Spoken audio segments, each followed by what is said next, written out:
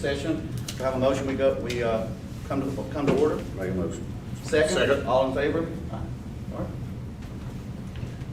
We're in order. Pledge of allegiance. I pledge allegiance to the flag of the United States of America and to the republic for which it stands, one nation under God, indivisible, with liberty and justice for all. Thank you. We could now do a moment of silence.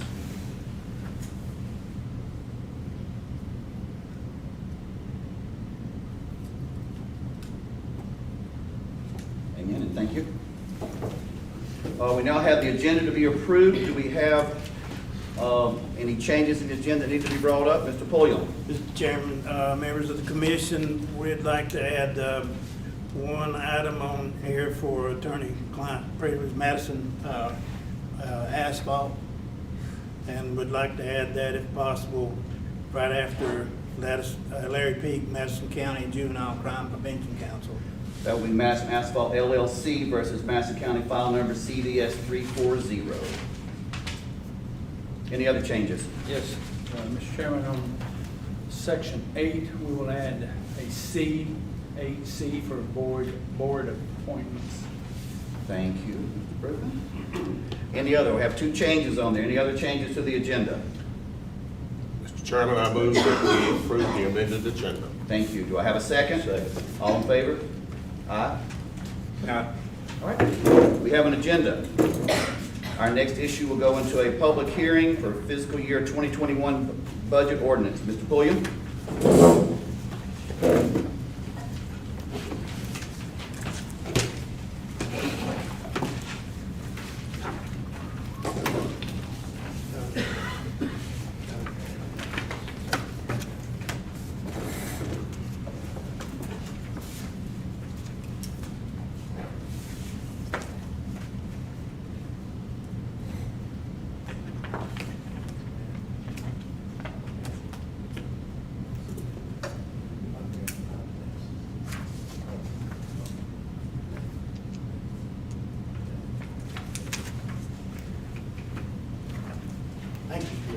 Thank you, Mr. Chairman, members of the commission, and the public at large. I appreciate all of you coming to hear the budget message and be part of the meeting today.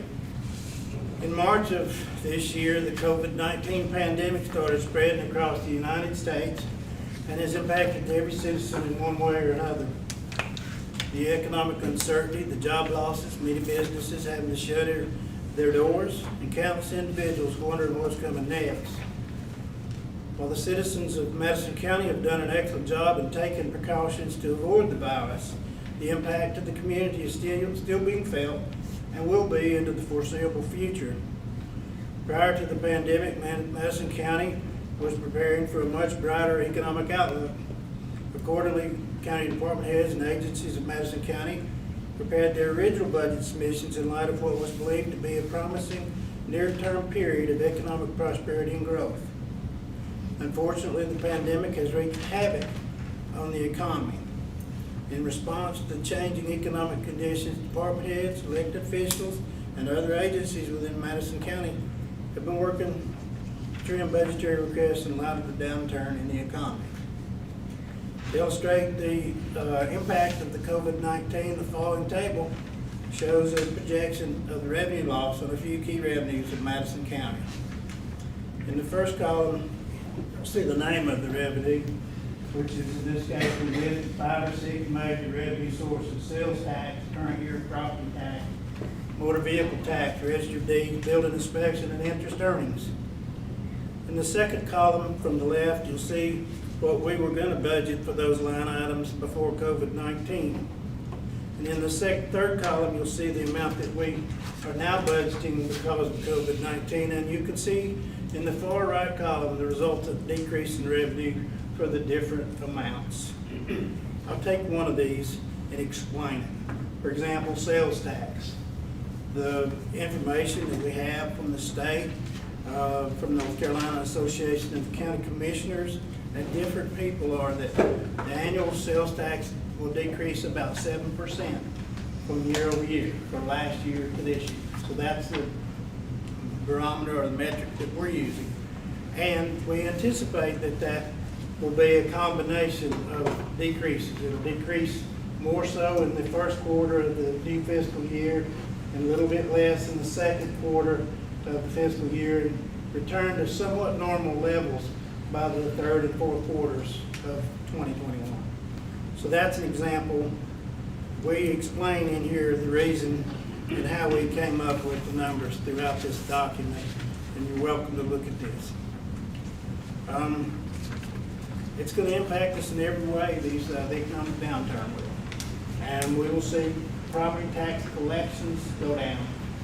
We have historically, recently, I guess, in recent times, saw property tax collection at around 95%. I'm estimating that it'll drop down to 92.5%. Hopefully it doesn't go all the way back to what it was after the Great Recession of 90%. So we'll hope that doesn't happen. But we'll keep on top of this as we move forward and keep you apprised as we go forward. So we'll see reductions not only in the sales tax and property tax, motor vehicle tax, registered deed fees, building inspections. One of the big ones is interest earnings. We're going to see a tremendous decline in the interest earnings. Just a few years ago, well, it hadn't been that many years ago, I think in 17, the interest earnings for the county was only $25,000.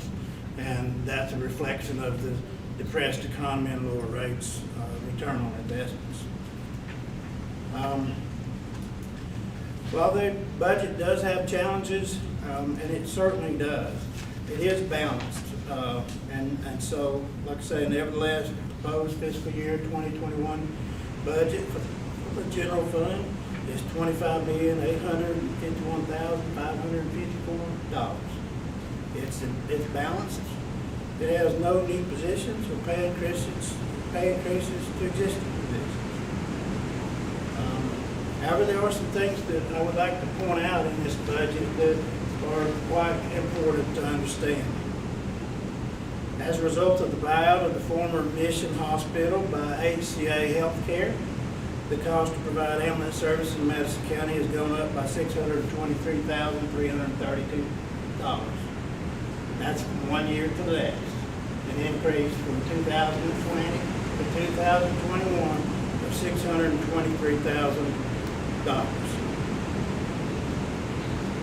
Another major increase in this year's budget is for costs associated with a request from the Madison County Board of Education totaling $160,000 for 2 additional teachers and 2 teacher assistant positions. This increase is necessary to keep the K-3 class sizes in line with the state mandates. In the proposed budget for this fiscal year, the Madison County Board of Education has been allocated their full request.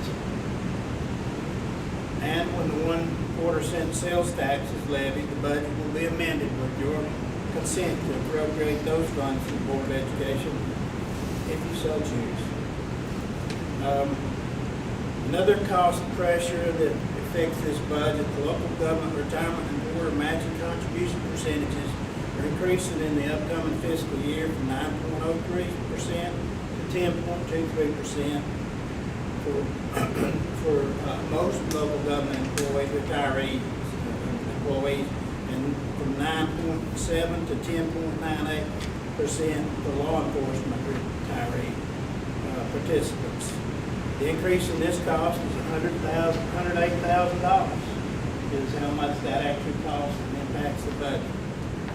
But when you add these 3 line items together, it comes up to nearly $900,000, $888,000 of cost increases. And none of these cost increases come with any revenue associated with it. So they're all definitely bottom line cost increases. Let's talk about, let's move to the next page, let's talk about the estimated tax levy and how we come up with the millage rate. And so what we have here is a 2020 assessed value estimates. And the top column line, you have the total real and personal value, which is $2,515,792,900. $736,130. The motor vehicles value is estimated to be $176,851,367. And the total estimated value for the entire tax digest is $2,692,587,496. And this proposes a tax rate of 50 cents on every $100 of assessed property value. If that were the case, that would generate, using a 92.5% collection rate, $11,635,280 in tax revenue. Property taxes on land and personal property. Motor vehicles generate another $879,837 for a total estimated levy from property taxes of $12,515,116. And here's the question, well, how much does a meal tax generate? Well, there's the answer, $250,302. So one meal on the taxes will add $250,000 to the rolls, to the revenue, if you will. This is an important thing that we've included here, and it's required as part of the budget. In a year when the county revalues its property, it has to list for comparative purposes the revenue neutral tax rate. And we've calculated that. I worked closely with Lori down in the tax office, and the revenue neutral tax rate is 46 cents per $100 of assessed property valuation. Okay. So there it is. So there's very little being asked for in this budget in terms of capital outlay. We have $159,000 total here, and $80,000 of that is to replace two patrol cars and have them fully equipped, and then also to replace a truck in the maintenance department, add a tractor, and some commercial lawnmower replacements totaling $71,000. Couple more highlights. In the upcoming year, in the upcoming next year or so, we need to update our comprehensive plan. We also need to hire a planning and zoning administrator who would work with our county attorney and also with the county consultant to update the zoning ordinances and the like. In addition, it doesn't cost any money to develop a capital improvement plan, and I think that's something that's needed here in Madison County. The capital improvement program should cover all aspects of buildings, infrastructure, rolling stock, whatever it is. We need to know what we have, we need to know what we use it for, and we need to then figure out what it is that we don't have that we need. And not only that, but let's figure out how to pay for it as we go. I think the thing that happens a lot of times in governments is that it's easy not to plan, and then some good idea comes along, and everybody jumps on board with it and latches onto it, and it happens. But realistically, there may have been something else you needed more than that. That is critically important. So when I look at the county facilities here in Madison County, not criticizing the county in any way, shape, or form, but it's time for us to modernize our courthouse. It's time for us to begin planning forward to solve that challenge. And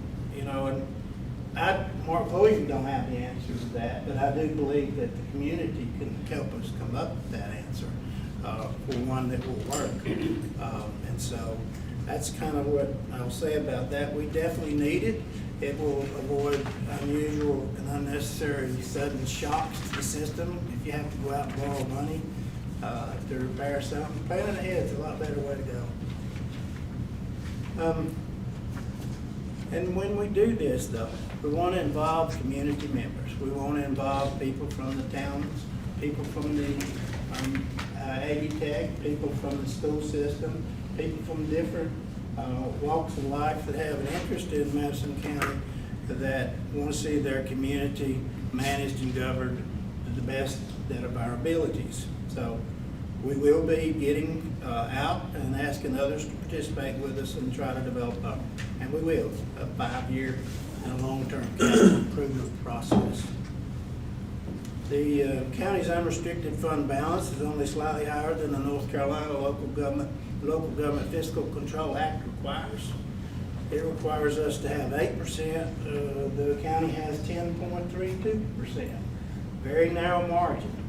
Most county governments of in similar size to Madison County strive to get at least 30% in working capital. And there's which part of coronavirus doesn't teach us that lesson?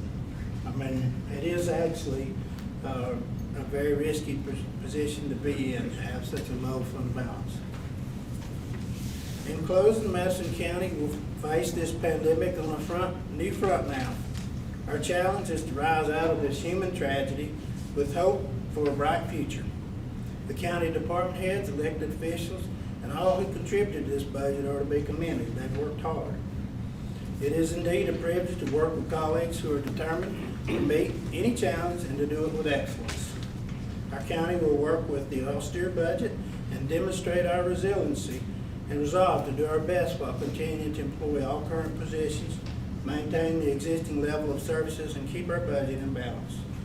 And so I also have for you, and I will shift my attention now to the proposed budget ordinance and go through that.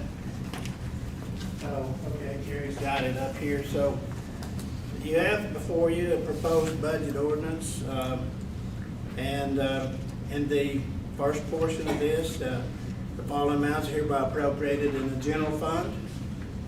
You can see $25,851,554.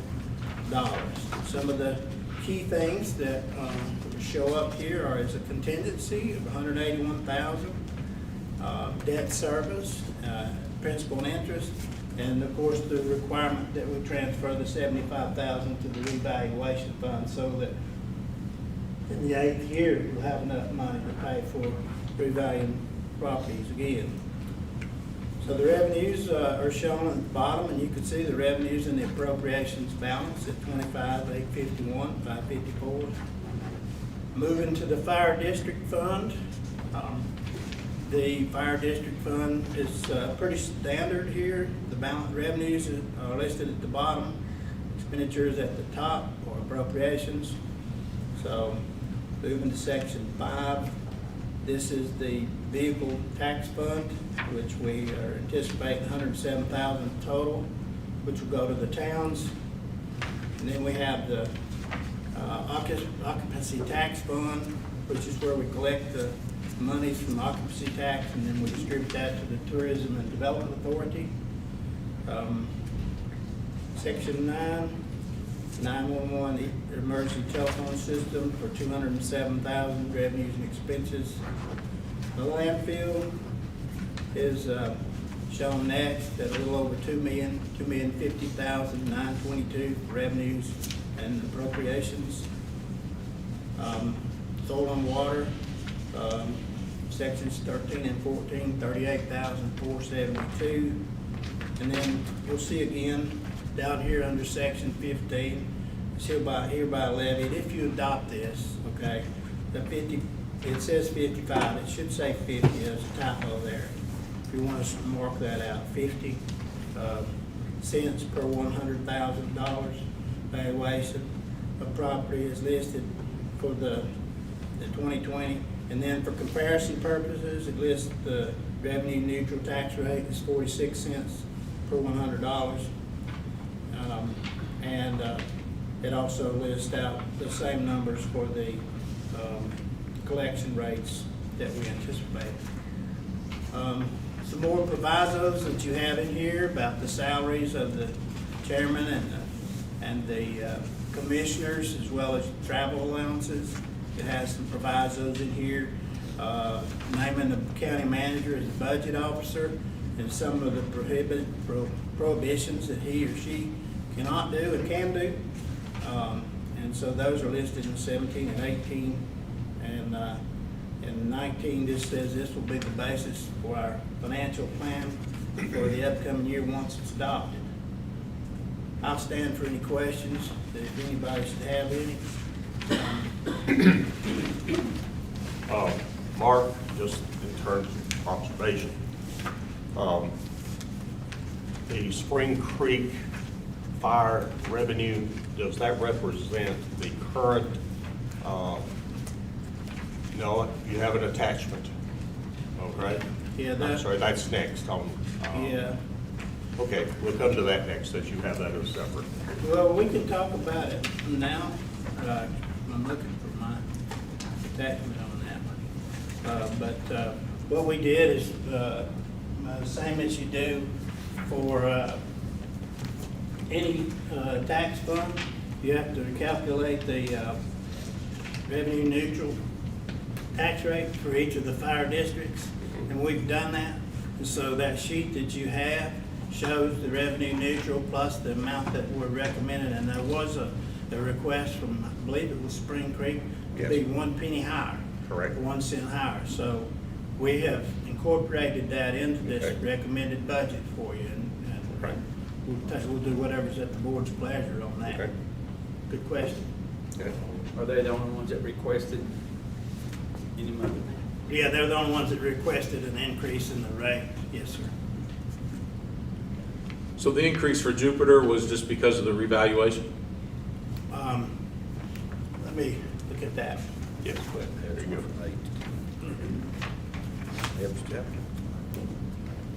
I think it's because of mutual aid, is it not? Well, a portion of the Marshall area is in the Jupiter, as is a portion of Sandy Bush is in Lester. Correct. Yeah, that's long-standing The arrangement. answer to the question is yes. In order to, that was the one area where the digest values went down, so they had to increase the mill in order to get the same revenue that they asked for. Okay. Mark, coming over to address the 50-cent rate and our 10% basically in reserve.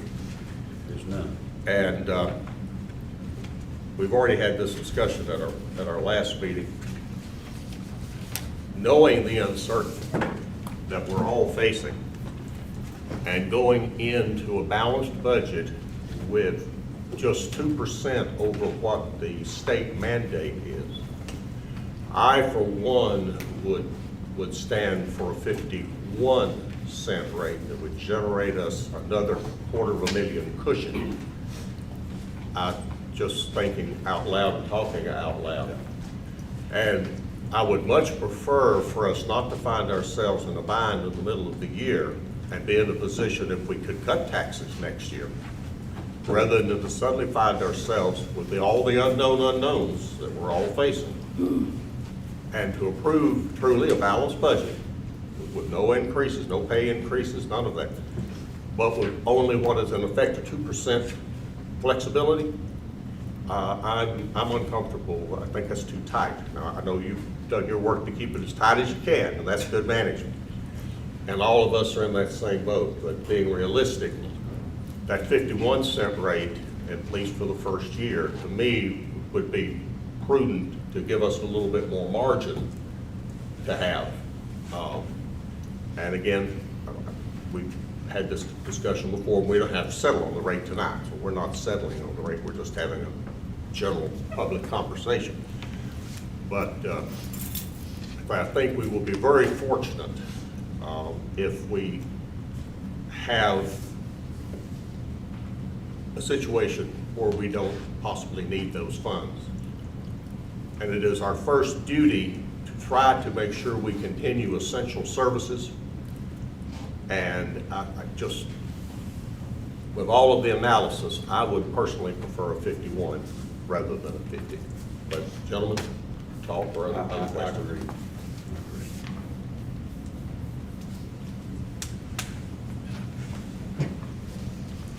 Other comments, questions? With, well, I've got other areas of the budget that I would like to talk about in addition to that, but I mean, I Sure. don't, I don't, I mean, I can't imagine doing more than 50. I mean, I cannot. I mean, 50 is my top. I mean, and I'm not even thrilled with that. I would like, I mean, I think we've got other areas of this budget we can still talk about and try to remedy your concerns. Okay. Without having to go to 51 cents. Sure. So please review. Well, how long you guys want to stay here? I mean, I was under the impression that we were going to have another meeting where We are. we could hash all this out. We are on the Okay. 23rd, and that's Because, good. you know, I think some of the same concerns that I have, Commissioner Brigman has, and we want to, he and I were talking earlier, we'd like to get together, have opportunity to get together and make sure that we're viewing things properly, Sure. viewing, that we have the same, or at least similar views or similar concerns to be addressed. But I want to get back to the fire tax deal though, because with Jupiter,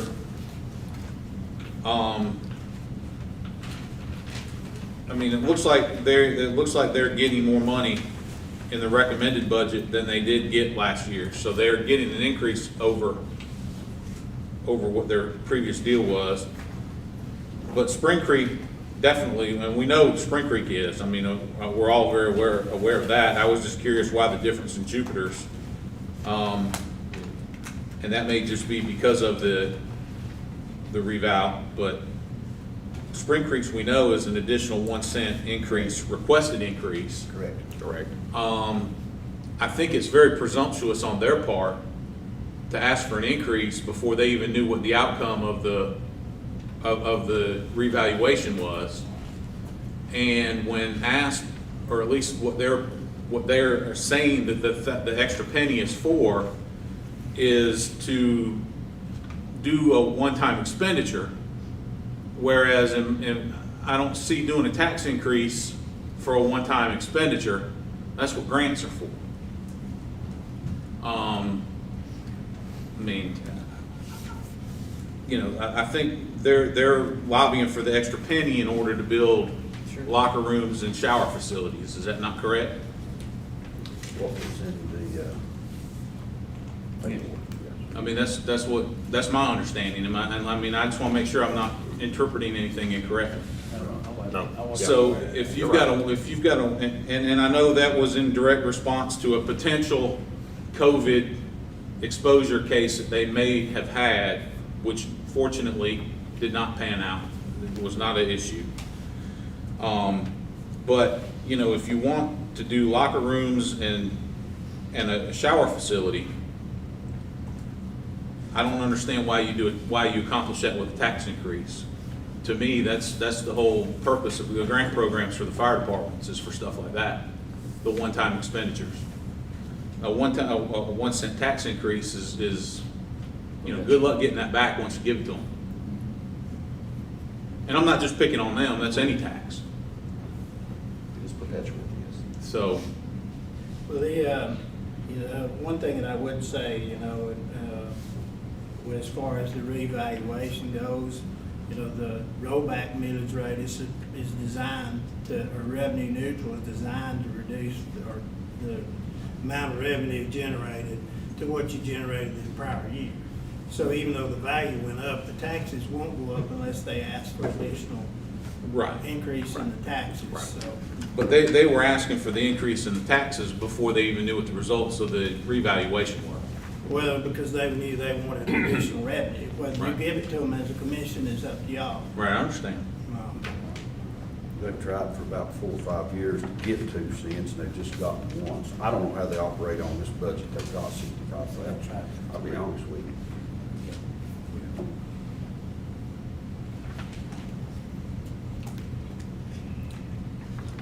Well, in the 4 cents, it's all a matter of record. Marshall's rate is 8, Mars Hills is 9, Evans Chapel is 9, Jupiter is 10, Leicester is 14, Big Pine 6, Country 7, Laurel 3, Walnut 10, and the proposed rate would take Spring Creek from 3 to 4.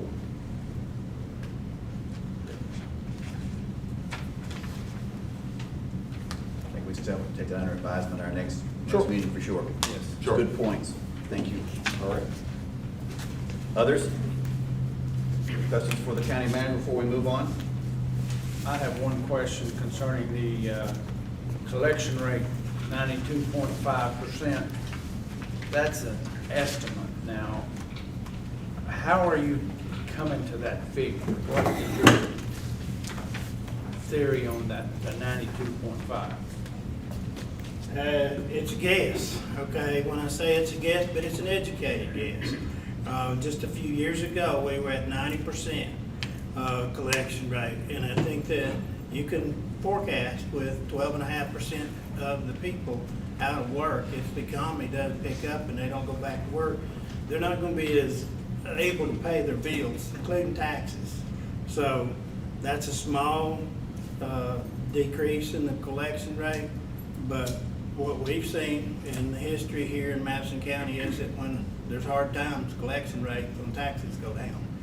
And the lowest that it's been, that I've seen in the records that I've reviewed, is 90%. And That was quite some time back. no, it wasn't that far back. It was right after, it was during the years 2008 and 9, you know, so. Yeah, that's before I came. Yeah, right before we started stronger collection. Yeah, and we strived and put in a hard effort, the board did, to collect back taxes and to raise this, and we were very successful. Well, without collecting back taxes, of course this is gonna be lower, because people don't think that we're gonna do anything when they don't pay their taxes. Yeah, that's true. You're right. We're collecting back taxes, so your guess, it may be high. It could be. I tried to use a conservative metric at 92.5, but I think to Commissioner Gentry's point, I mean, these numbers that I've projected might be right, and it might be low. They might be high, you know, I mean, I think I've done a good job, but I've used the information that's available out there.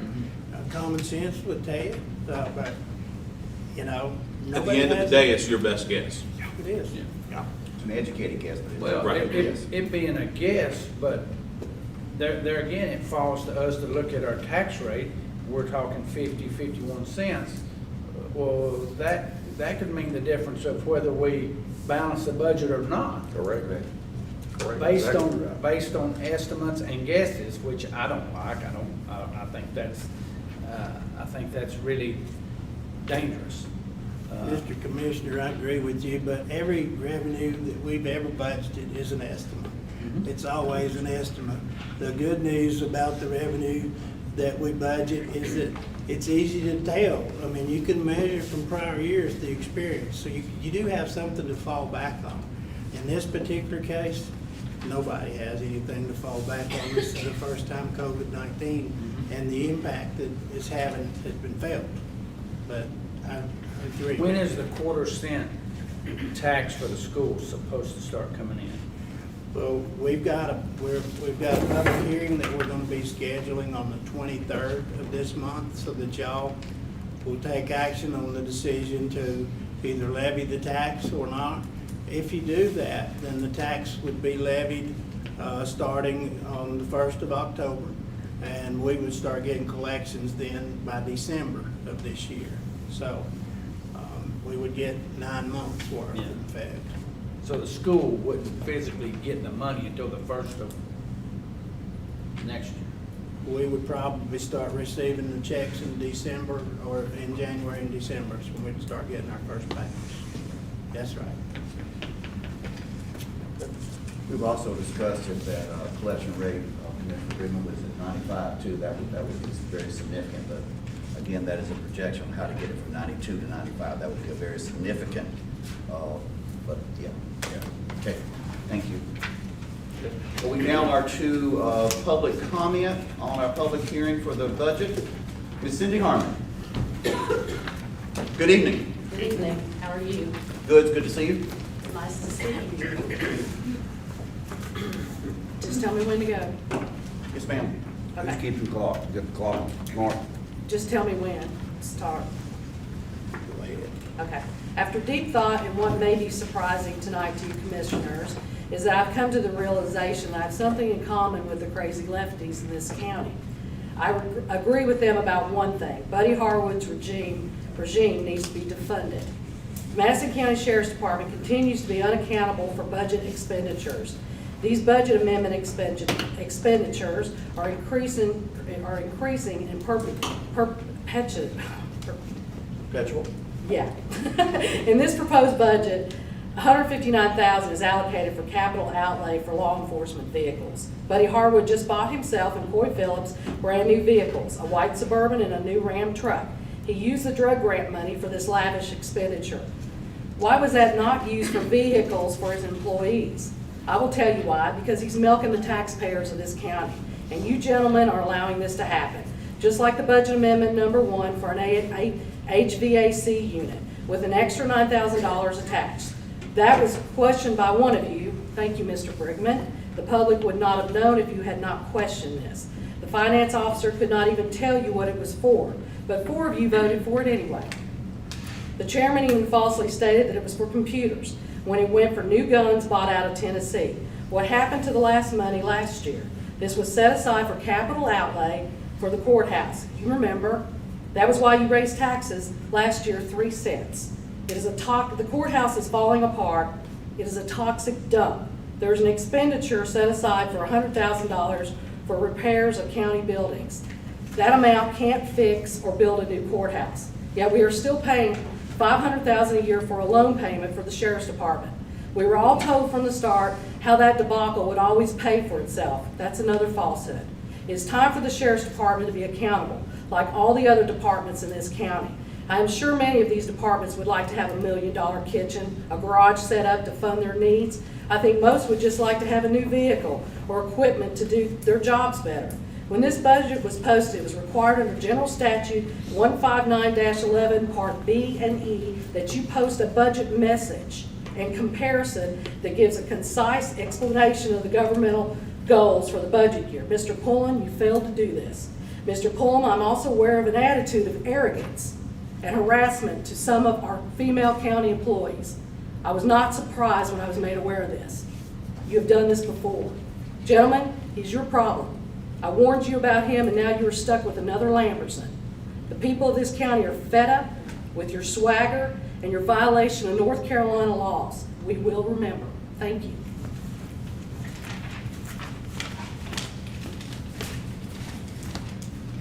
Tricia Rusco? Good evening. Hi, gentlemen. I have to come over here because I'm a little too short for this thing. Thank you for the opportunity tonight to talk with you about the proposed budget for our animal shelters, veterinary care services. That line item has been reduced by $3,000 from what was requested. Vet care is essential for the health and adoptability of the dogs and cats in our shelter. Let me point out the shelter director, Angela Davis, and her capable and dedicated staff have an exemplary reputation, especially after stepping up to care for the Madison 51 pets that were rescued from a hoarding situation last year. Many Madison residents also donated supplies and spent countless hours volunteering there, taking care of those pets. Proof that we care about our pets. Some years ago, 1,600 Madison County residents signed a petition supporting animal rights welfare in Madison County.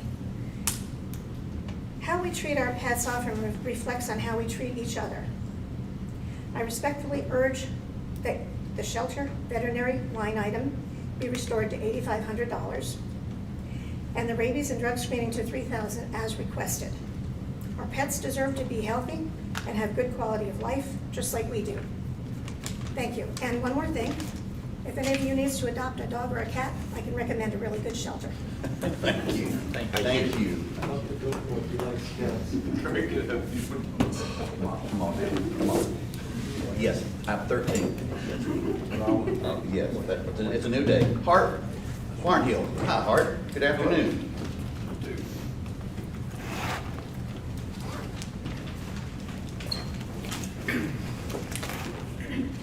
So, since I was here last, 10 days ago, at the last budget meeting, I started going over this budget as soon as it came out.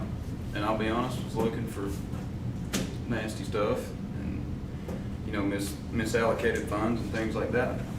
Honestly, couldn't find anything right off the bat, but I don't know a lot about it, so I checked everybody around us, and we're really average, doing an awesome job, all of you, for the last few years. That was really cool to find out. I think Cindy broached the elephant in the room, everything that's going on in the world. But we spend a ton of money on the sheriff's department. We do. I don't know what for. I don't know, you know, I'm not in law enforcement. I don't have a deep understanding of all that. I assume you do, being involved. I'm sure, Mark, you've got some understanding. What I have always felt is that social services and education should garner more money than public safety. That's a matter of my political beliefs, always has been. I'm also able to understand the blessing of never having to count on EMS or Sheriff's Department, you know, in the location that we live in. I think maybe it's not just luck. You know, maybe we live in an awesome place where people care about each other, you know, and in an emergency, you know, party lines don't matter, gender, sexual orientation, race, none of that matters here.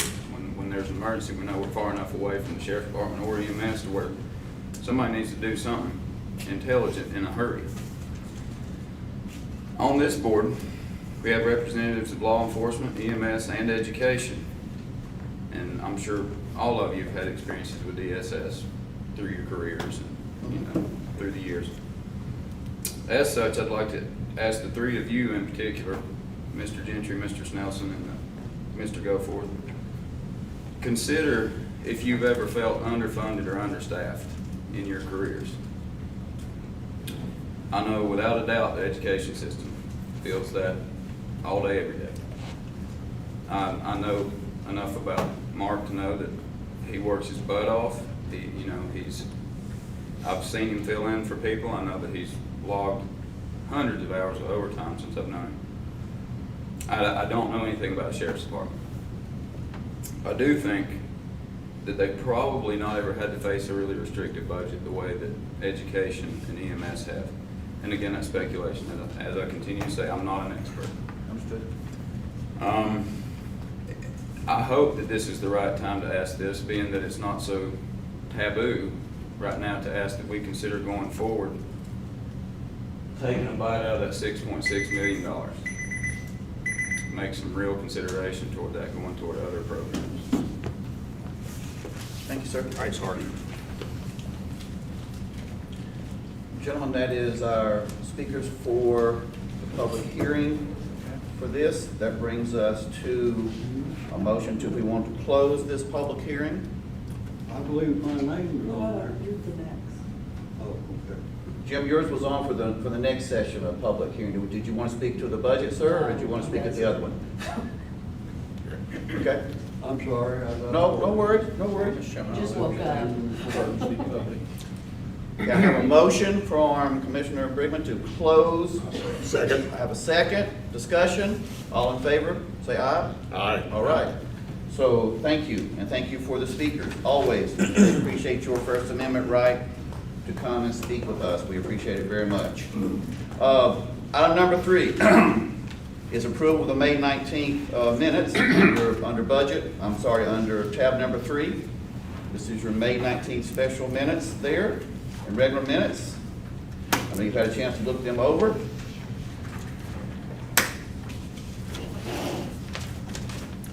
That being said, Mr. Chairman, if no one has any corrections or additions, I move that we approve the May 19th minutes as submitted. motion on the floor. Second. Have a second. Discussion. All in favor? Aye. Okay. Oh, I'm sorry. No, we've got May 29th minutes to deal with as well. So I was gonna say, should we address those within the same motion, or since we voted at this point, we'll just have a second motion now to approve the minutes from the May 29th special meeting, and I would make that motion, and I'll make that in the form of a motion. And I'll second that. Okay, good, and thank you. Yes. Discussion. All in favor? Aye. Thank you. Mr. Wechter? That takes us from there. We now are to our number 2, public comment. Mr. Cruzan? Jim. Jim? Yes, sir. Good to see you, sir. Thank you.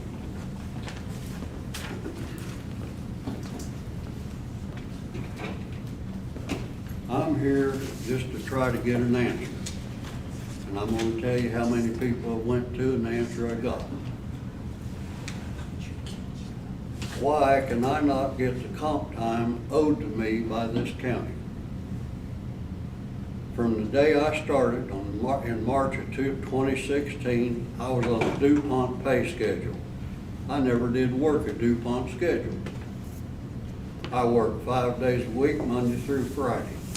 Every week I had to show 42 hours, and every pay period I had to show 84 hours. I never received comp time until after 84 hours. I kept asking why I was on this pay schedule. I started asking according to the chain of command. Sergeant Denton, she said it wasn't right, but there wasn't anything she could do about it. She was right. Captain Tom Banks said he didn't have anything to do with the pay, he was on salary. That's a good answer for a captain. Lieutenant Adam Hunter said he knew it wasn't right, but nothing he could do to change it. He said the detectives were all on 5 days a week, Monday, Friday, and on a 40-hour schedule. Then it comes Chief Deputy Phillips. He said it wasn't right, but the county manager was the one to blame. I told him, I said, I work for you and the sheriff. I don't work for the county manager. He shook his head and he pointed toward the sheriff's office and he said, that's the way it is. So I talked to the sheriff. He told me all uniformed deputies and criminal investigation division were on a DuPont schedule. I knew then he was a liar. Road officers are on DuPont schedule. They work 12-hour shifts. 2 shifts one week, 5 shifts the other. That's 24 hours one week, 60 hours the next. That's 84 hours. I asked Forrest Gillum about this, and of course he told me he didn't have any input to the sheriff's schedule or how he runs his office. And he was right. He was honest with me. I asked you, I'm sorry, I can't remember your name. Doris, yeah, we're good, Jim. You told me you didn't have a clue. And you was the acting county manager then. That's a hell of a thing to tell somebody, but that's what you said. There's one man present on this board who knows the answer. I'll close by asking Deputy Goforth, why am I not getting the money owed me? You know what I say is true. Please speak for yourself, not for what you want the sheriff to hear. Don't be a puppet, be a man.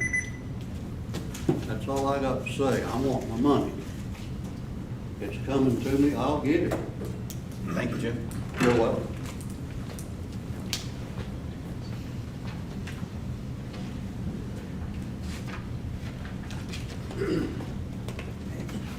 Well,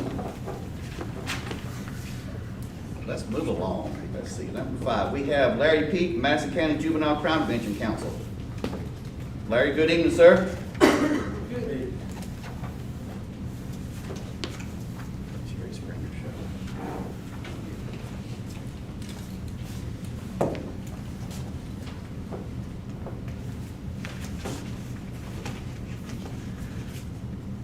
I'm Larry Peak. Good evening. Good evening, Larry. Thank you, Mr. Chairman, Commissioners. I come to you on behalf of the Juvenile Crime Prevention Council of Madison County. Every year, the state legislature makes money available pretty much on a prorated basis for the youth of the state.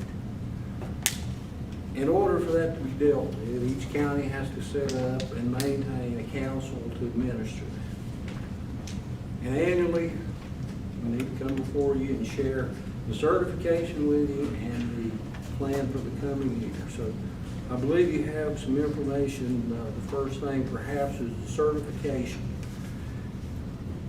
which is to let the state know that we have met the membership standards, we have the organization put in place, we have meetings as required by the legislative standards, we plan for the coming year. We make the public aware by meeting notices, and we have no overdue taxes to be paid. So that is the beginning of the certification. Attached to that also is a membership list of the council, 18 of which are generally directed by the legislature, depending on what the people are, what the offices they hold. And there's some county employees in that as well. So that is kind of quick. We answer those questions every year. Does anybody want me to go deeper into that, or do you have any questions?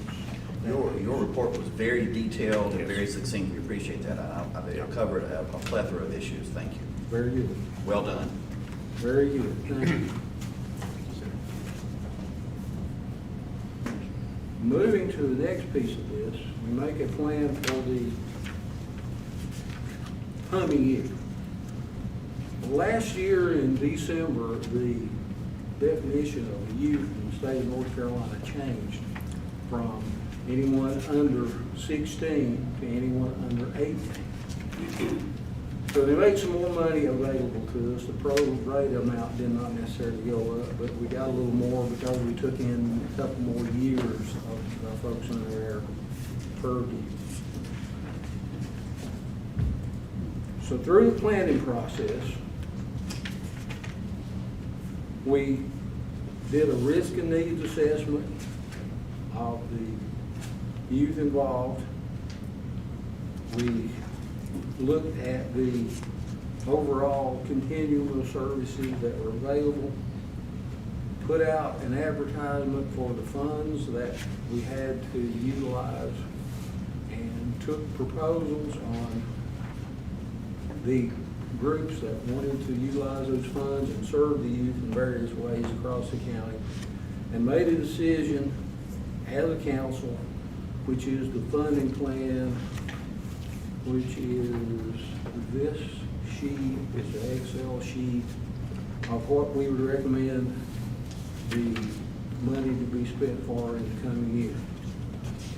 We had $96,454 available from the state.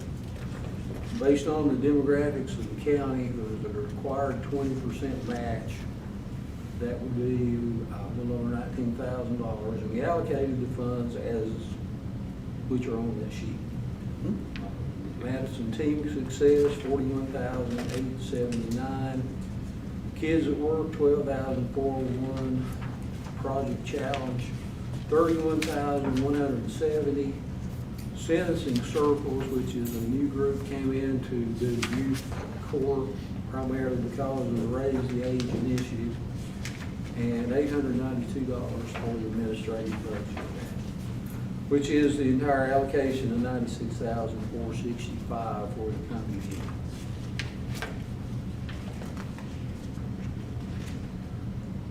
All of these groups have taken money that has been allocated before.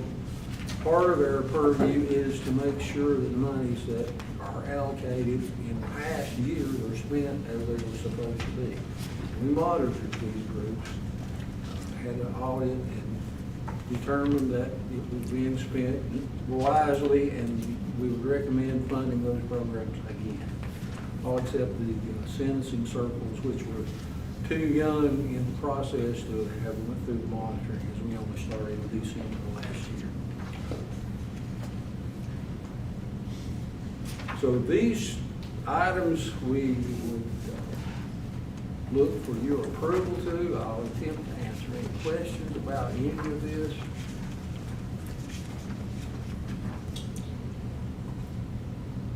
Gentlemen, I know you've seen in your packets as far as that. It was very lengthy and detailed. Questions for Mr. Peak? Larry, do we need to approve these as one or two? Can we approve them together, just? Singular, right? East of Singer is fine. Either Okay. way you All right. choose to do that.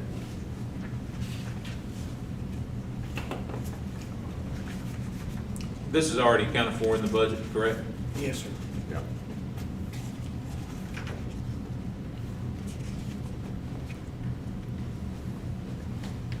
We'll need one motion to approve the certification standards and a second motion to approve the next program year.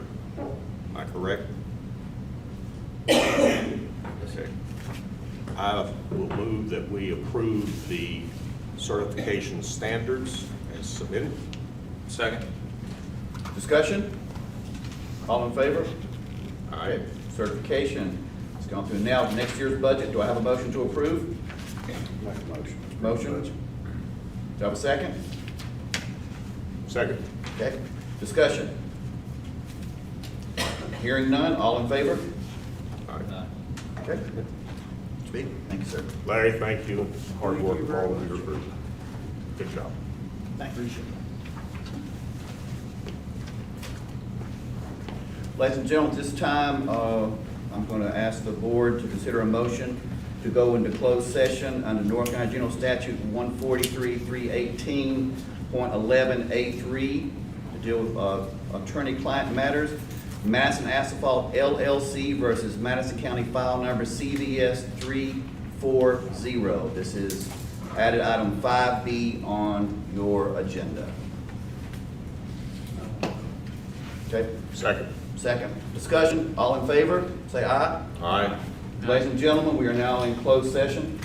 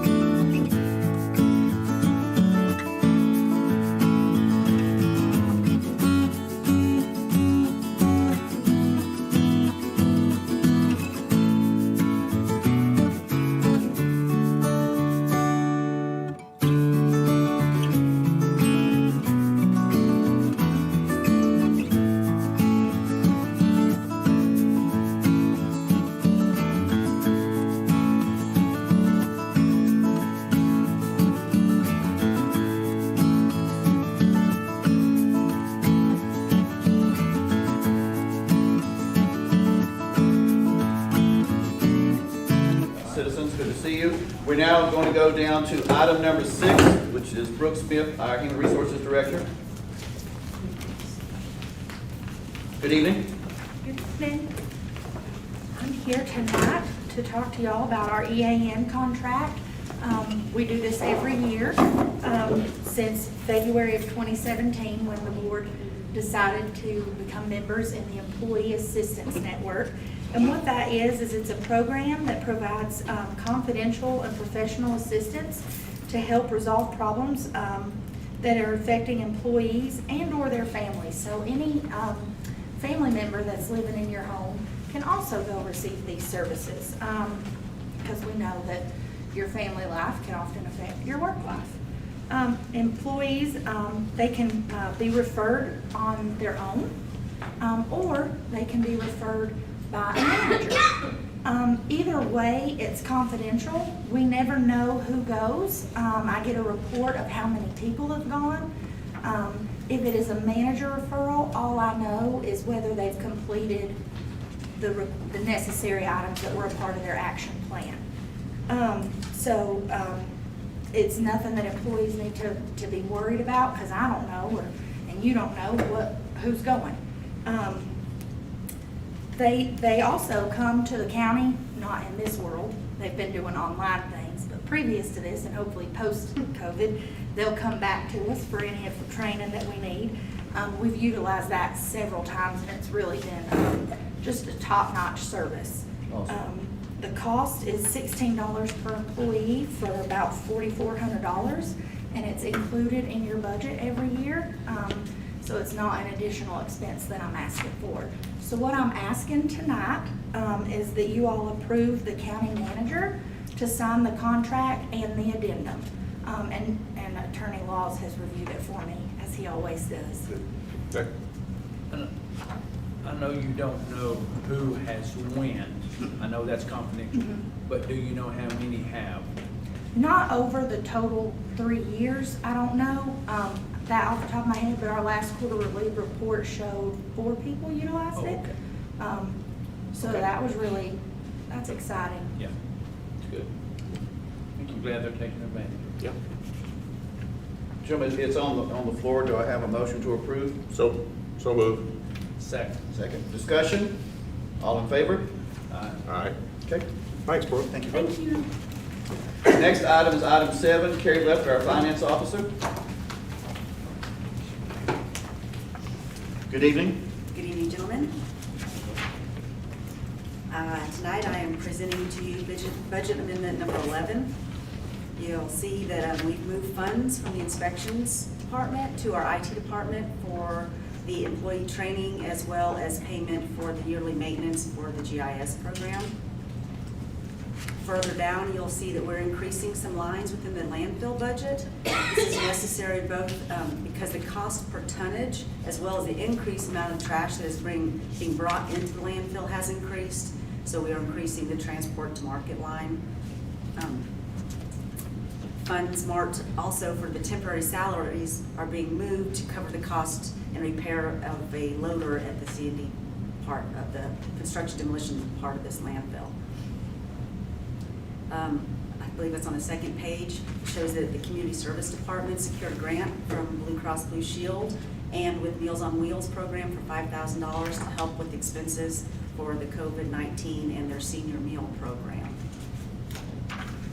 And finally, you'll see in the very last page, I believe, we got the additional funds are being appropriated for the continuing expense resulting from the COVID-19.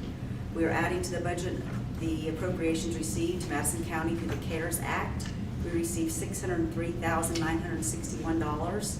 The amendment appropriates the funds into the planned expenditure lines that were submitted as our plan to the Office of State Budget Management by the County Manager. Just as a moment of information, that's on the agenda for another discussion item a little bit later on. 8C, I believe. Yes. Okay.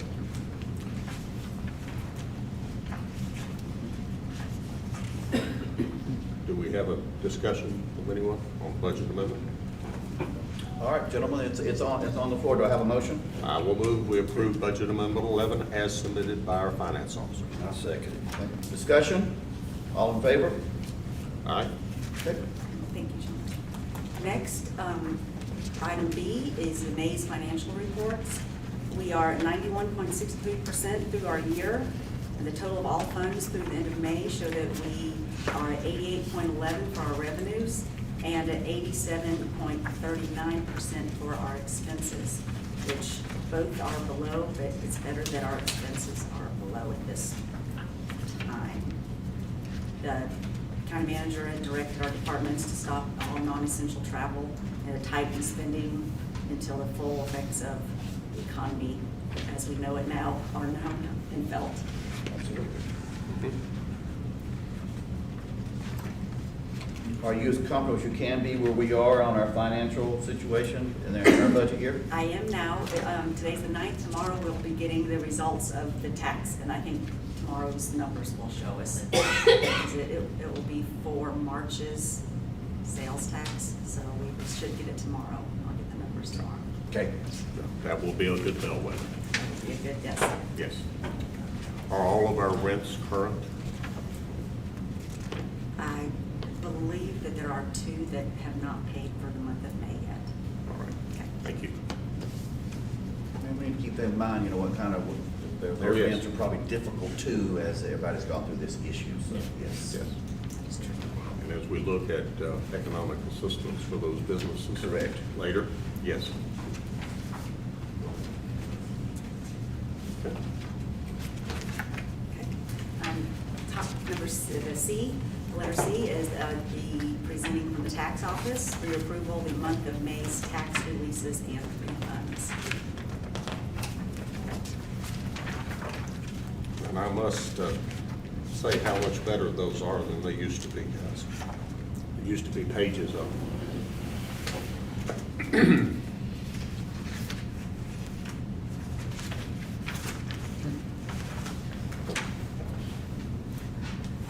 It's like this month, they totaled $520.02. That's nice. That's Chairman, very I make the good. motion that we approve tax releases and And I'll second that. Motion and a second. Discussion? All in favor? Aye. Thank you. Thank you, gentlemen. Thank you, Terry. Thank you, Take care. Terry. I will now go to item number 8, William, our county manager.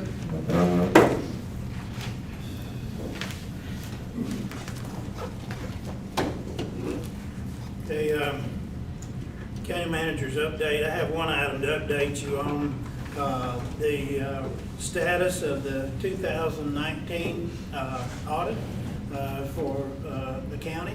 I spoke with James Bentz, the auditor that works with Malden and Jenkins, and he indicated that while the audit had been delayed, they're back on track, and so the audit report is scheduled to be issued in July of this year. We should have a preliminary report by the end of June that we will review and make sure that all pertinent information is accurate to the best of our abilities. Just as a moment of, or just as a note, this audit was due to the local government commission to be submitted to them by December 31st of 2019, so it is late. But we have communicated, myself and one of the commissioners and the finance director met with the local government commission not long after I came on board, explained the circumstances that there had been a change in administration, change in finance directors, different things that have happened, and so they're very well aware that we are working, and so we're on track, and we get that done, and there shortly thereafter we'll have the 2020 audit to prepare. So that's what's going on there. I'd like to turn our attention now to the CARES Act funding plan, and I have a special speaker that's going to help me in a minute, Ms. Tuesday, that's going to help talk about Madison Friendship Fund. But I want to give you the high points before I go into the details of the funds. So with that being said, the county received $603,000 worth of coronavirus funding. And help me with that, please. Thank you, appreciate it.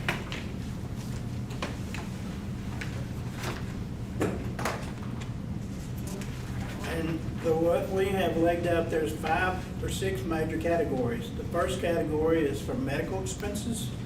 The second category is for public health expenses. Another category, payroll expenses. Number 4, expenses of actions to facilitate compliance with COVID-19 related to public health measures. And expenses associated with provision of economic support in connection with COVID-19 public health emergency. And there's a couple more. We'll go through these. So the first line item, medical expenses, the county is budgeting $19,649. We're proposing to budget that for medical expenses. And this is for costs associated with COVID-19 testing, where the health department had to pay for a test on somebody and didn't get the money back from the feds. We will apply for these funds back either from FEMA and CARES fund, but that's what this is for unreimbursed or unfunded, if you will, COVID-19 medical tests. The next item that we have here is public health expenses, and this can be a whole host of different things that are related to disinfection of public areas and other facilities, nursing homes. For example, we're having to, with the elections, we're having to do the cleaning in the elections area. I think the cost that we have is $22,500 for that. And we also have payroll expenses. During the time where we were running the COVID-19 hotline, we had people who were working round the clock, 24/7, working, well, it wasn't 24/7, but working for sure on Saturday and Sunday, doing the COVID-19. So we've got money in here for that. We've had a lot of our staff, especially in the public health department and in social services, that have had to work a lot of long hours related to the COVID-19. So there's some overtime that we're budgeted for that. All those fall under payroll expenses. We also are planning to provide some food for residents, and so we'll be talking about that. And that's included under item 4 in the $175,000 bucket. And then number 5, which is a big item as far as I'm concerned, we are earmarking $75,000 for expenditures related to the provision of grants to small businesses to reimburse costs of business interruption caused by the required closures. This earmark, if you will, is $75,000. We got to work on it a little bit, but we don't want this, and this is something that we want to make sure that if there's a way to do this legally, where it benefits the businesses that are based out of Madison County, not your big box, chains, Bojangles, those, they may be a franchise here locally, but if that's the case, we would certainly consider them too. But we want to just recommend to y'all that this money go to help folks that are from Madison County, if there's a way to do that. And so then the towns, town of Hot Springs, town of Marshall, and town of Mars Hill will all be getting a portion of these funds and can designate how they will be used within the requirements of the law. Now, originally we thought we'd be able to send this money to the towns and let them disperse it, but as new information comes out from the North Carolina pandemic Pandemic Resource Office, which is controlled by the Office of State Budget Management. They're saying the county is gonna hold the bag for any misuse of funds. And so my recommendation to you as the county manager is for us to control the expenditures, make sure, not because we want to keep them from using them for legitimate expenses, but just so that when they do want to do something, they bring the invoice, we pay it, we got the record, we You have can the get track audit of it. proof at that point in That's good. juncture. And we write checks weekly, so it's not like it's gonna be Right. delayed, right? Exactly. So, we will work with the towns to help them disperse this money in accordance with the spirit of the law. There are some big things that I want to mention to you that we are planning to use some of this money for.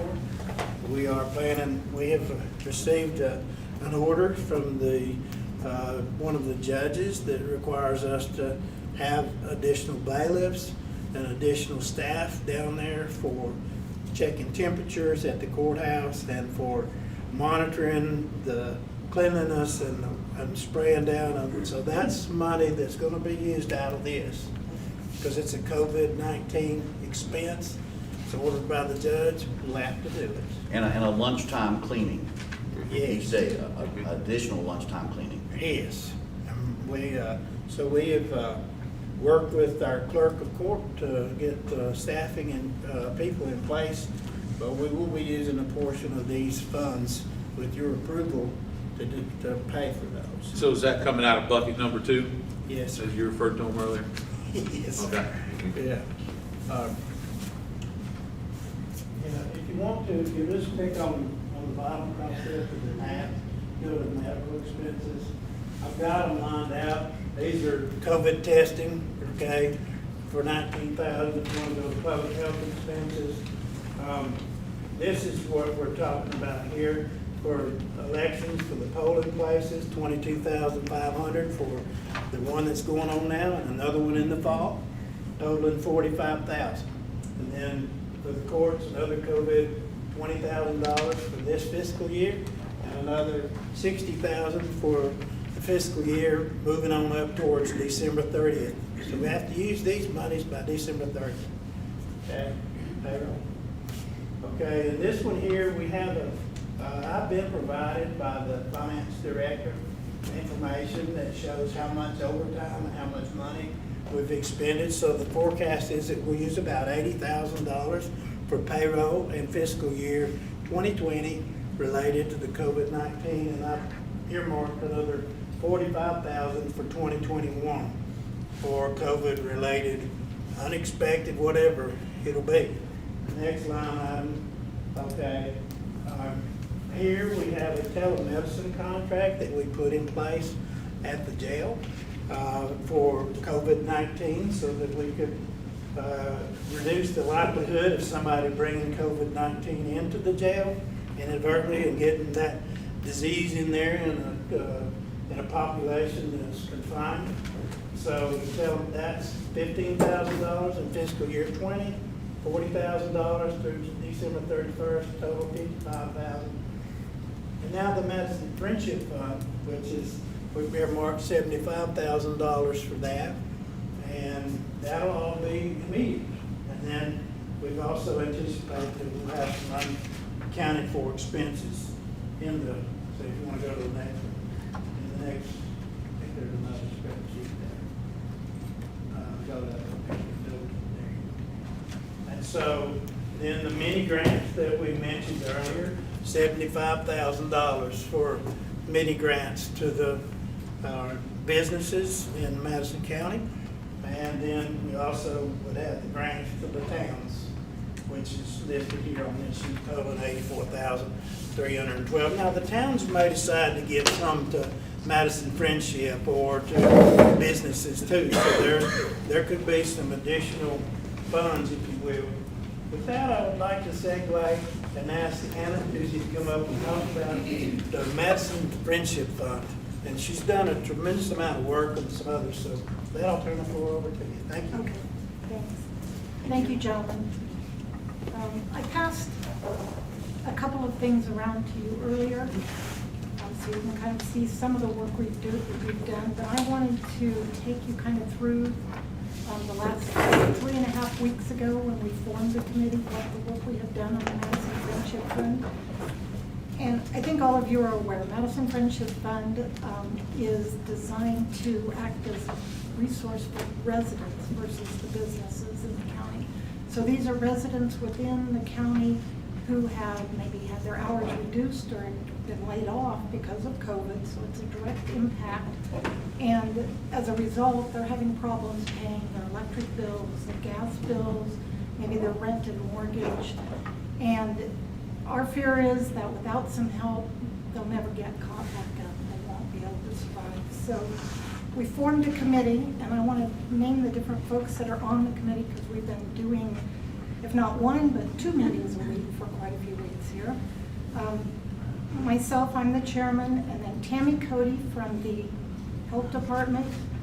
Big shout out to everybody over there. Rachel Potter and Tammy, we couldn't have done this without either one. They were absolutely wonderful. Rachel Potter, Connie Harris from DSS, and Connie has been fantastic as well.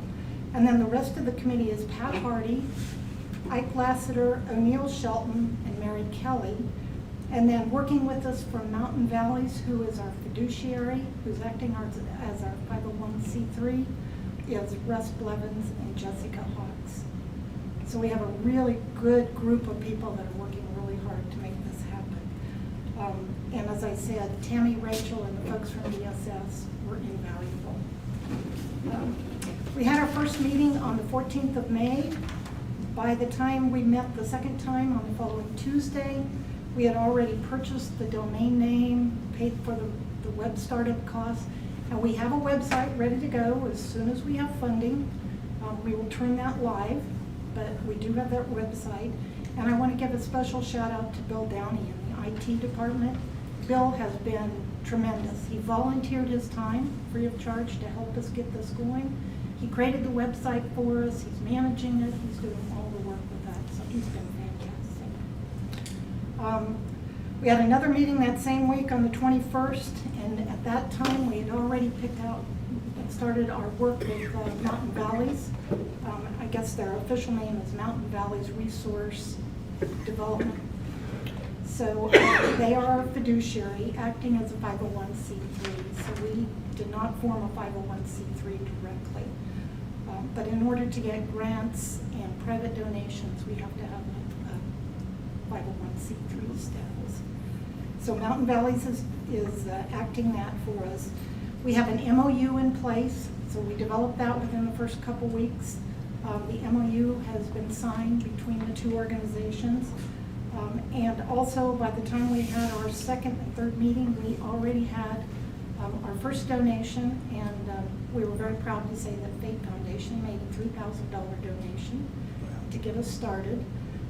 And the Walnut Presbyterian Church made another $1,000. So we had $4,000 to start as some startup costs that are associated with getting things going.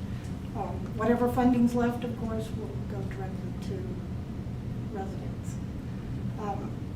All the policies have been written, those are finalized. You're welcome to look at those if you like. The little sheet I passed around gives you kind of a synopsis of what the policies are. The policies are more detailed because DSS is going to act as our screening agency for us. And so the policies they have define exactly what they will or will not be able to do.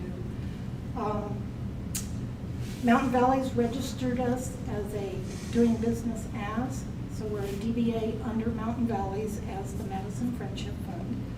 And by the end of May, we had printed, we created a flyer. I don't think all of you saw this.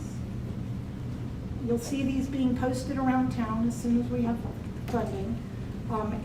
It has our website on it, so it's basic information for people to see it. We tried to make it colorful so everybody would be able to grab their attention and look at it.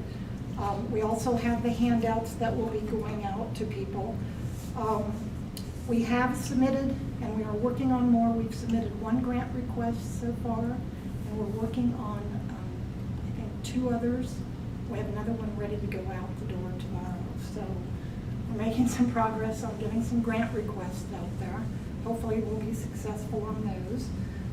We also have a thank you letter that we passed on, that we created and passed on to Mountain Valleys, and so everybody who donates will get a thank you letter from us. And we created an ad, which as soon as we have the funding, the ad will look like this, that will go in the news record. So everybody will see that reads the newspaper, and that will go into the June 16th edition of the paper. So that should show up there. We're trying to be creative on ways we get the word out. I think once it starts going, it'll grow, but for the time being, that's kind of where we are. As I said, as soon as we have funding, then we can go live. We have handouts that you saw the copies of those. We're going to give those to the food pantries. So all the food pantries in the county will get those to go out in every box that the families get. We've talked to the schools, and Dr. Hoffman and his team are very supportive. They will put handouts in each of the family boxes. They said they serve 350 families through the schools. So those will go out with the boxes that they're serving. Beacon of Hope is also doing very supportive, and they do about 300 families a week. So we know there'll be some crossover a little bit, but they'll also get the word as they're going out. Churches, we're in the process of contacting as many churches as we know of, asking them if they're actually having services on site to hand out to their parishioners. If they're not, if they have a social media site or they're streaming, we've asked them to put up the information on their site. We talked to French Broad Electric, and they're going to put us in the electrifier, the next edition that comes out. They're also going to post it up on their bulletin board along the highway, so we'll probably put the website up there so everybody will get that. And then they have a resource list that they give out to customers who ask, if there's resource agencies around the county, we'll be on that resource list. I've talked to Kim over at the library, and she was extremely helpful. She is going to do a special email blast to their entire email list with the information. She'll have this, and she'll also have the information that I passed around to you that will go out to everybody in the county that gets her email list. Let's see, we're going to run a PSA on WHBK out of Marshall, and WART both have agreed to do PSAs for us. So you'll be hearing those. Community email list, we're getting those. Paul's going to do a story for us in the News Record Sentinel the week of June 22nd. So there'll be a story about it. And I'm also doing an interview with the Weaverville Tribune, who has agreed to do a story for us, so they cover part of our county as well. I'm talking with Land of Sky. I've reached out to WLOS, to Lauren Brickman, and I'm waiting. Hopefully she will call back. I'd love to have them doing a story about it. We formed our fund and based it on the same kind of format that the One Home Fund was done. So we're hoping that they'll give us some publicity. And of course, we're talking to local businesses, so I need to talk to you too. And as I said, we're working on several various grants around. We have a bit of a challenge with the grants in that some of them have a fairly broad delay. You apply now, we're in September, and the funds are not actually distributed until later in the year, so we may run into that. But there is a delay there, so it's pretty critical that we get the funding tonight from you folks from the CARES funds. So at this time, I respectfully ask the board to approve allocating the $75,000 to the Friendship Fund from the CARES fund. Thank you. And do you have any questions? I'm happy to answer. Question about your ad. Is that going to be an ad actually in the newspaper or an insert in the newspaper? It will be an ad in the newspaper. It'll be like a quarter-page ad. Gotcha. And it'll be full color, so hopefully it'll grab people's attention. It's in our CARES Act. So help us spread the word, if you will. This is in our CARES Act fund, and we've already looked at, right? It's in your plan for the CARES Act? Yes, sir, it is. Okay. It's an integral part of the CARES Act plan of the $603,000. As is the Economic Development Center. Thank you, Joe. Thank you, and thanks to the other folks. Just to clarify, the economic development money is a grant program that's different than what the Economic Development Board is working on with the loan program with Mountain BizWorks, correct? Mr. Commissioner and members of the commission, you are right. There are 3 aspects of aid that are coming that the county is considering right now. The first part is the Madison Friendship Fund that we just heard about, which is $75,000 right now. And that will be direct aid to individuals. Then there is the mini grants for another $75,000 for businesses, which is going to be out of the CARES fund, and then another $75,000, which would be for the Madison Small Business Fund. So there's 3 different, and that would be a loan program. Correct. So there So are, the mini grant, the grants, the small business mini grants are actual grants. Yes. Versus then the other program will be short-term loans. Right. Yeah. that's correct. You got it. I mean, that makes more sense if business hasn't done well because of this mess. It's a grant's what they need. Well, it's certainly allowable under the rules and regulations, and I think that that's what most people in Washington or wherever, we're hoping to happen. Thank you for that breakdown. Thank you. Are we giving the money to this organization, and then this organization is giving the grants as opposed to the county giving the grants? In terms of the, may I ask, which are we talking about here? Are we talking The about one that we just, Friendship fund. friendship fund. Is this a $75,000 distribution to this organization, and then they will control the money? No, they'll actually bring to us a list of the people they want, or whoever, we'll write the checks. We're gonna have to do it. I mean, we write the checks, but we do not have an organization of county government that is the decision maker. DSS is. Yeah. The Department of Social Services, I think I heard you say, would be the ones that They're would. the screening agency. Yes. Yeah, they will be, DSS will do the screening for the applicants. We have a list of rules and things that they have to comply to. But Mountain Valleys is actually going to be writing the checks. So we will be giving the money to a nonprofit. That's correct. Okay, what we've got to have in order to fund a nonprofit, we just need a written agreement between the county and the nonprofit, just like you're gonna fund any nonprofit. Yeah. When you give monies to the nonprofit, there's the reasons you're giving it, there's the obligations, and then they have to tell us what they're using the funds for. They have to set up what the program is run, and then there has to be an auditing and accounting feature so that at the end of the day, because we're giving these monies to a nonprofit. Yeah, and you bring up a good point, and this is federal money, and it has federal compliance. It does. And it is required to be audited, and it has to be audited under the Single Audit Act, which basically says it has met the requirements of the grant or agency. And I mean, we've got forms of agreements that are always used when you give money. There has to be strings attached. County government can't give money to anybody. Okay, you cannot give money to a nonprofit. You can't give money to anybody. You can give money to a nonprofit as long as there are assurances from that nonprofit that it is used for a public purpose. So we do a little agreement between the county and the nonprofit that obligates them to use that money in a certain way.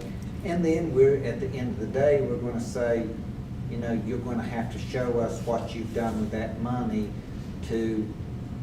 that we can go back and show these other folks that the money was spent in a proper manner. So I guess the question I've got is, who do we do that agreement with? We can't do it with the Friendship Fund because that's not an existing entity. Would it be Mountain Valley, would It it not? would, yeah, it would be Yeah. Mountain Valleys, Valley. I would think. And Mountain Valleys will be taking an administrative fee to do things like the audit and bookkeeping for us. So, Not with these monies they won't. Now, they can use it with the donations that they Right. have, but they will not be taking any administrative fee out of these county monies. You're Okay. gonna have to take this $75,000 and show that it was used in the form of grants. And I think that's what I thought I understood, that you said that the money that had been given for the donations was used for the startup cost Correct. and the administrative fees. correct. Now, if they are gonna take an administration fee, there is a way that you can pay for that, because in the other one that we did in the loan fund, you know, Mountain Biz Works is gonna be taking a certain administrative fee out of that. Remember when we talked about that one? Correct. But we need to know what administrative fees are gonna be taken and how much they'll be, and if you're gonna do it. Otherwise, this money will have to be used entirely for the grant program. Okay. And if you'd like to see it, I can show you the MOU that we developed between Madison Friendship Fund and the Mountain. I mean, Valleys. this sounds like it's modeled after the companion program from Buncombe County. It is. Yeah. What is it called? One Buncombe. One Buncombe. Yeah, the It One is Buncombe. very much modeled after. Yeah, it, and exactly. One Buncombe was used with a nonprofit, and there was a separate agreement that was done with Buncombe County and that nonprofit that outlines what everyone's obligations are. So if you've modeled it after that, you need to get that agreement. That was the agreement between that fund and Buncombe County, and that's probably something similar that I'll come up with Okay. to be prepared. Mark, should I just send you a copy of the MOU so you can see? You can what send me we've done? what you have, but I'll get a copy of the. Yeah, get a copy between Buncombe County, because Heather Hockaday, county attorney for Buncombe County, prepared that for them, I believe, when she set that up, because she and I had a conversation about how it would need to be done. And they did that, I believe, about 2 months ago. Yeah, it's been a while. I think it was March or April. Yeah. Yeah, they took that out of their existing reserves, because they had reserve money before the CARES Act money. Yeah, they did, came they along. paid that, they funded that at that time. So when we move to approve this, do we need to add that legal component You as can part? approve it as provided that it is, that all the paperwork is done with federal and state local compliance, as Mark said. Okay. Good. Questions, Joe? Yeah, Mark, on these amounts you have over here, you have the 19,000, the 125, the 175. What's gonna happen with any money that's left over from any of these? Where does it go? Yeah, Commissioner Redmond, that's a good question. One of the things that North Carolina Pandemic Resource Office has told us is that you planned this out, you thought you were gonna spend it on this. Now, you're coming down to the wire and you didn't spend it. You can use it for something else that's qualified as a CARES Act expenditure. So the answer to the question is, we can move money around. I'd have to bring it back to you, and I'd have to go back to them and get them to approve any changes that are made to the plan once it's approved. But we can, we have that flexibility. Well, let me ask you this. This Madison Friendship Fund that we were talking about, $75,000 for that. And I'm just throwing this out there because it seems like a small amount that could be increased and used more anywhere on this other than the towns. So what if they run out of money and we have extra money? Do they need to come back to us and ask for the money and we have approve additional money? That would be what I would recommend. I think that's a fair process that you've outlined, because I think that you're right. I think $75,000 will go fairly quickly, even if it's $500 a pop. Yeah, that's 150 people at a maximum of $500. Yeah. We need an audit trail though, so that, I think that's the good procedure to do for an audit trail. have them come back. But I think what, Commissioner Mitchell, I think what you're suggesting is if there's more money available, and I've been trying to Right. figure out how to get more money into these $75,000 pots, you know. But I also am thinking about how to cover expenses. Well, we have a deadline also. Yes, sir. Well, if there been a deadline, then we would need to let them know in advance what the foreseen amount might be that they could use so that we're not, the deadline don't catch us and we've got money here, but it's too late to give it to them. Yeah, you're right. You're right, exactly. So We wanna be that's, careful. we're just gonna have to watch it real close. Yes, sir. Okay. And I do believe there will be some fallout and some line items. I really honestly do believe that we will have some money in this pot.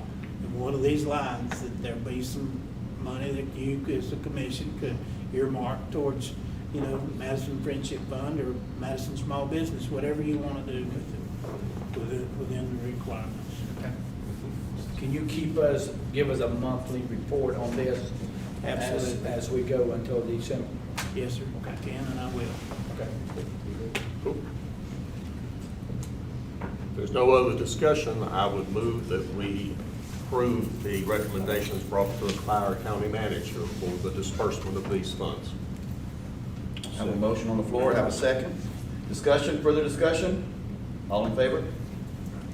Now, I must speak up again. I want to thank Matt. I want to thank Terry Bellamy. I want to thank Mark and all the people who helped lobby in Raleigh, who helped make this possible. North Carolina got its act together. We don't always do that.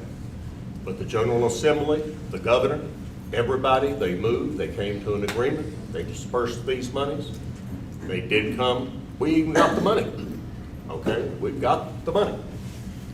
And the next step of this will be whatever happens at the federal level, and that lobbying still continues. We don't know what, where, if, and when, but we need to compliment our folks in Raleigh of both political sides for working together to help the folks in Madison County and to help the folks in the state of North Carolina. And the intent of this money, when it came from Washington, was to help people. Not for government to spend this money, but for it to help people. And I'm very proud of this board, proud of all the people in the community and all the people who worked on this. But I know Matt's been endless hours on the phone, and Terry, Mark, and others. And I'm very appreciative of that because I'm on the State Board of Association of County Commissioners. I've been asked to do some lobbying for the National Association on that. And I'm sure that we'll get the same cooperation and support. But in a time and place where everybody's so critical about what government doesn't do and what government can't do, this is a good example of what government can do when it decides it wants to do it. I'm very proud of it and proud of you. Thank you very much. Appreciate that. And I will concur with that, but I also would like to make sure we have a sense of urgency on this, that it moves as quickly as possible. I mean, people are waiting for this money to come, but it's on the table, so I think we need to have a great sense of urgency, get it out, because what I want to know is when the money's going to be given out. Yes. That when we can do those grants Yes. for those businesses. I mean, they're drowning now.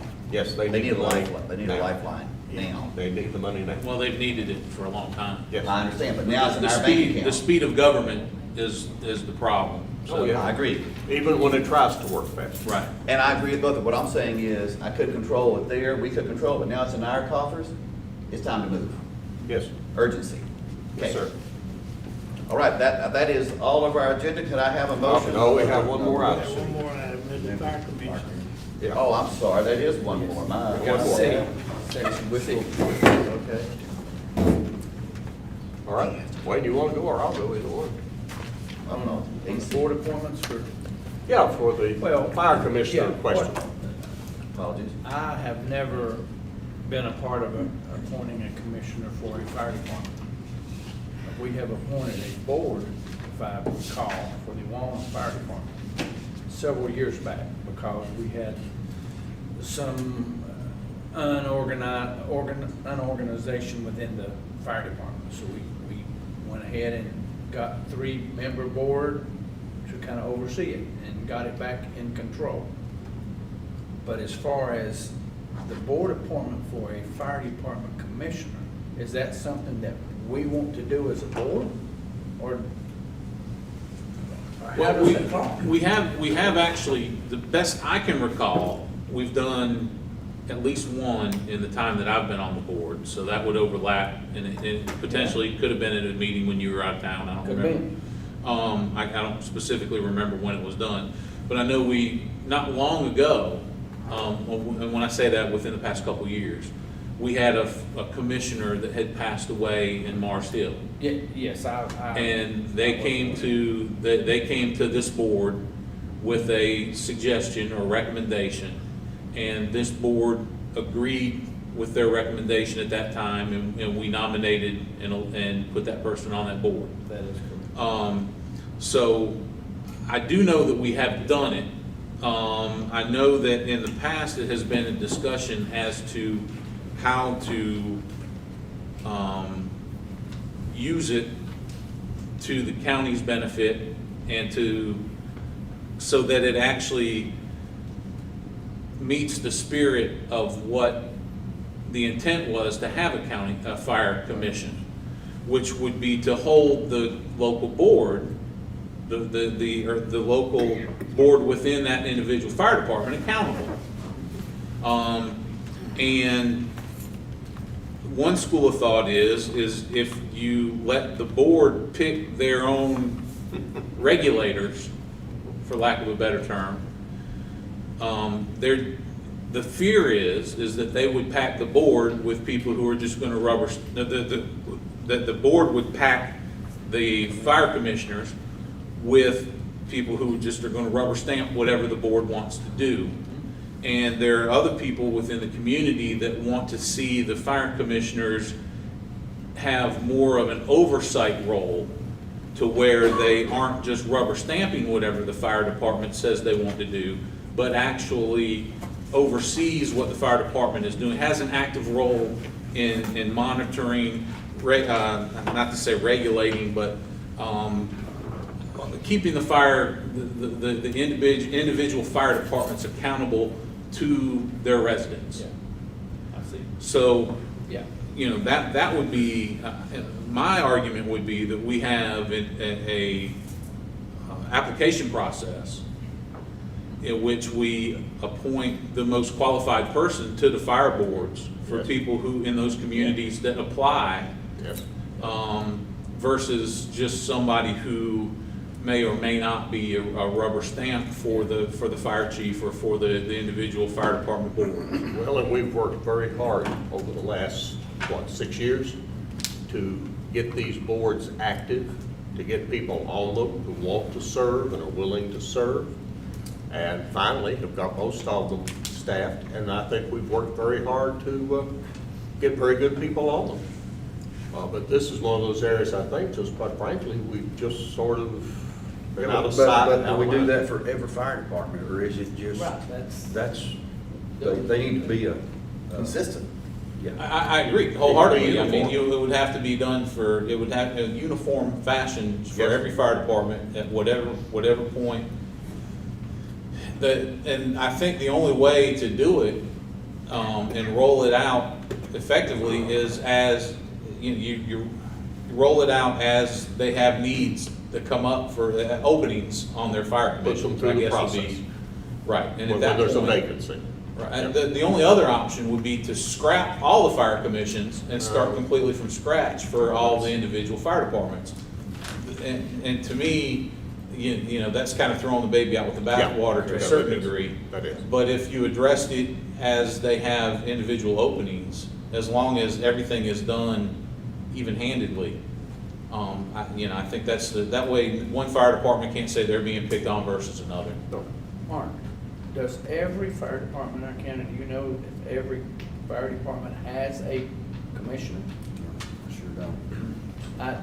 I'm not aware of that. See, that's where, coming into this, I think they each have 3, do they not? Well, they normally have a board, not so much Yeah, a they have a commissioner board. like they're. Like a chief. three-member Yeah, board. yeah. Well, let me make a suggestion. I think we're obviously a little bit in the dark here. Let's do a little homework. Donnie, you're over there working your phone, so you can help us out by the 23rd. I'm working on the compliance for the CBA. I know, I think you're doing homework. Grant. So let's bring this back as part of our 23rd work session, meeting. And Donnie, if you don't mind doing a little bit of homework in that meantime. And I know Mandy's done a little bit, and I'll put her on the spot tonight. Let's add this as a item of to do. Yeah, 'cause And we need to get a resolution on it. It needs to be uniform, needs to be fair. And it's out there and it needs to be dealt with in the community. And so that gives people time to do their homework. And we'll put it on the 23rd work agenda. Is that okay with everybody? Yes, Okay, I'm good with that too. Yeah. And just to clarify, while we're talking about our work session on the 23rd, Yes, sir. is it appropriate to verify some additional dates that we've got stuff scheduled at this time? Absolutely.